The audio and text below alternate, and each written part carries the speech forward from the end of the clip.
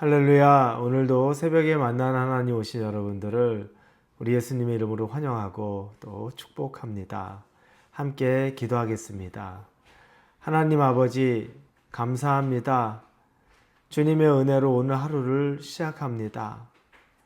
우리에게 단잠을 주시고 이 월요일을 말씀으로 시작하게 하시니 이것이 은혜입니다. 감사가 하나님 앞에 전달되기 원합니다. 은혜 누린 자가 해야 될 것은 모든 주신 것에 감사하다는 그 표현입니다. 우리의 입술이, 우리의 마음이 하나님께 감사로 전달되게 하여 주시옵소서. 삶의 주관자는 하나님이십니다. 때로는 우리에게 예기치 못하는 폭풍우가 온다 할지라도 그 폭풍우를 잠잠케 하시는 분도 하나님이십니다. 모든 주권을 주께 올려드리고 우리의 맡겨진 삶에서 하나님과 동행하는 삶 살게 하여 주옵소서. 예수님의 이름으로 기도합니다. 아멘. 우리에게 주신 하나님의 말씀은 디모데후서 4장입니다. 9절부터 22절까지의 말씀 보겠습니다. 디모데후서 4장 9절부터 22절입니다. 너는 어서 속히 내게로 오라. 대만은 이 세상을 사랑하여 나를 버리고 데살로니가로 갔고 그레스게는 갈라디아로, 디도는 달마디아로 갔고 누가만 나와 함께 있느니라. 내가 올 때에 마가를 데리고 오라. 그가 나의 일에 유익하니라. 두기고는 에베소로 보내었노라.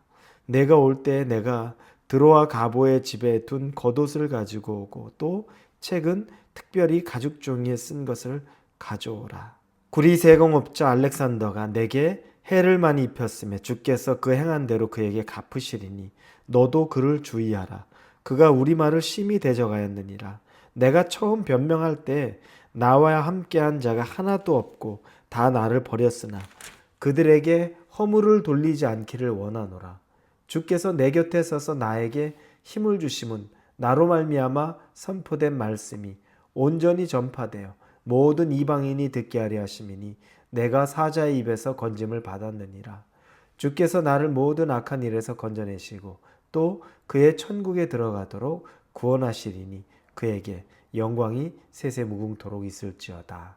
아멘. 브리스가와 아굴라와 및 오네시보로의 집에 문안하라. 에라스도는 고린도에 머물러 있고 드로비모는 병들어서 밀레도에 두었노니 너는 겨울 전에 어서 오라. 우블로와 부데와리노와 글라우디아와 모든 형제가 다 내게 문안하느니라. 나는 주께서 내 심령에 함께 계시기를 바라노니 은혜가 너와 함께 있을지어다. 아멘. 오늘은 디모데후서 마지막 시간입니다. 앞서 제가 말씀드린 대로 디모데후서는 바울의 서신서 중에 가장 마지막에 쓰여진 편지로 알려 있습니다. 이제 바울의 순교의 시간이 얼마 남지 않았다는 것을 짐작할 수 있습니다. 이 바울은 자기의 영적인 아들 이 디모데가 보고 싶습니다. 그래서 9절에 너는 어서 속히 내게 오라 라고 말합니다. 그리고 다시 21절에 너는 겨울 전에 어서 오라 이렇게 말합니다. 바울을 생각하면 도무지 피 한 방울 나올 것 같지 않고 옆에 사람 한 명이 없어도 그냥 자기 원하는 일, 자기에게 맡겨진 일 하느라 주변 사람 돌보지 않을 것 같은 바울이 디모데에게 너는 어서 속히 나에게 오라. 그리고 겨울이 오기 전에 나에게 오라. 그리고 본문의 내용 11절에 보면 마가를 데려오라. 그가 나의 일에 유익하니라. 마가는 1차 전도 여행 중에 바나바의 조카였는데 먼저 중간에 어떤 연유에서든지 전도 여행 중간에 이탈했습니다. 그리고 2차 전도 여행을 가려고 할 때 바나바가 다시 자기 조카 마가를 데려가자 할 때 그것 때문에 바울은 화가 나서 바나바와 크게 싸우고 헤어집니다. 그렇게 중간에 떠나버린 애를 왜 또 데려가려고 그러냐고, 네 조카라고 그러냐고 라면서 아마 싸웠을 것입니다.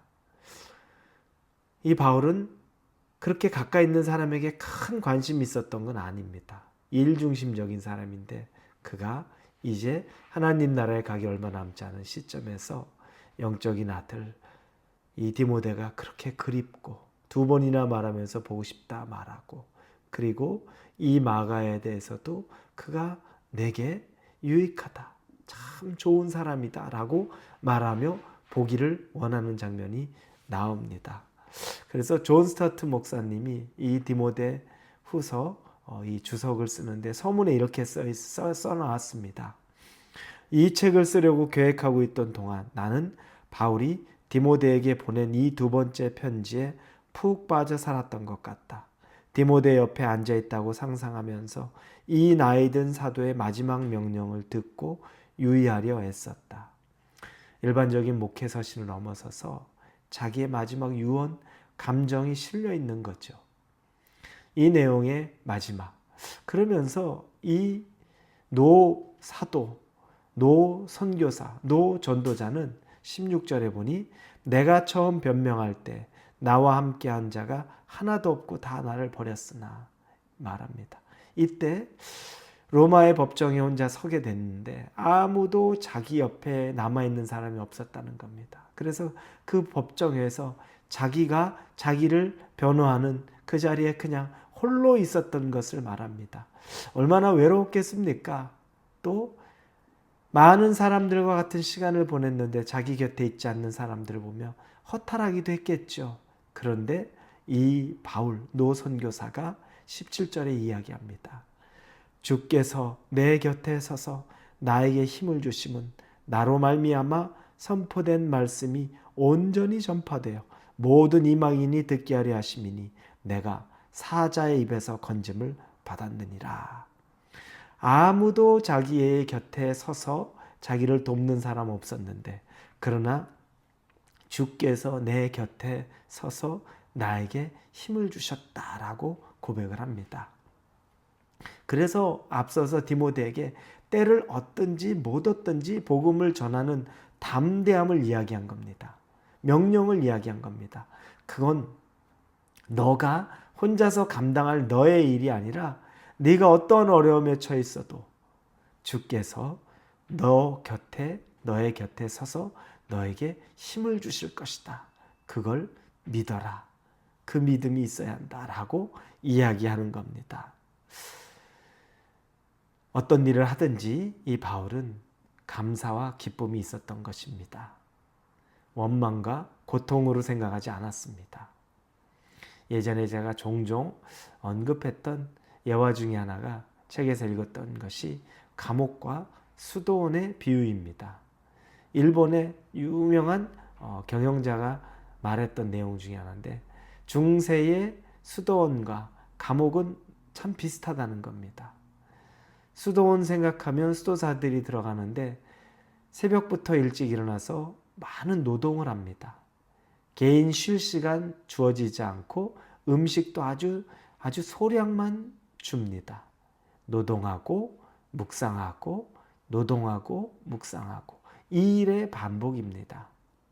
감옥은 어떻습니까? 감옥도 굉장히 비슷합니다. 감옥도 자기가 자고 싶을 때 자고 놀고 싶을 때 노는 것 없습니다.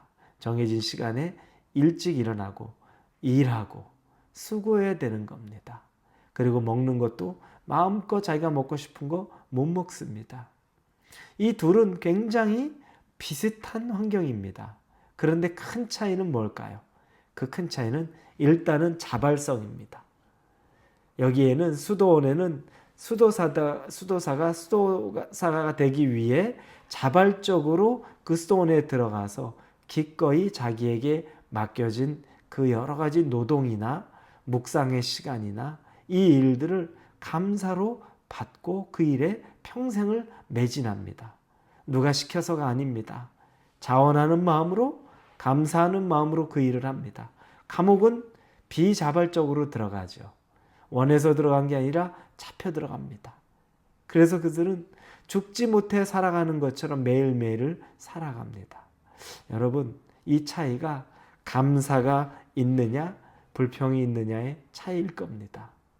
우리에게 맡겨진 어떤 일도 왜 내 옆에 나를 돕는 사람이 없을까? 왜 나에겐 이런 일이 나에게만 있을까? 여러분, 이런 불평이 있는 것. 바울은 그렇게 생각하지 않았습니다. 나를 아무도 돕지 않아도 주님이 내 곁에 서서 나를 도우시니라고 말합니다.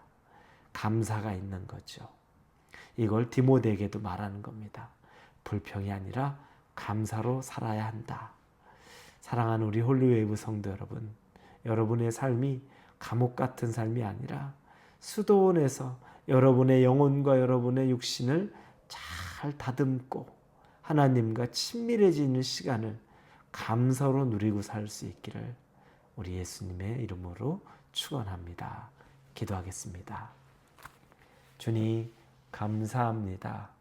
우리에게 베풀어 주신 은혜, 우리가 수도원에 들어가서 사는 자발적인 은혜의 체험장이라고 믿고 감사드립니다.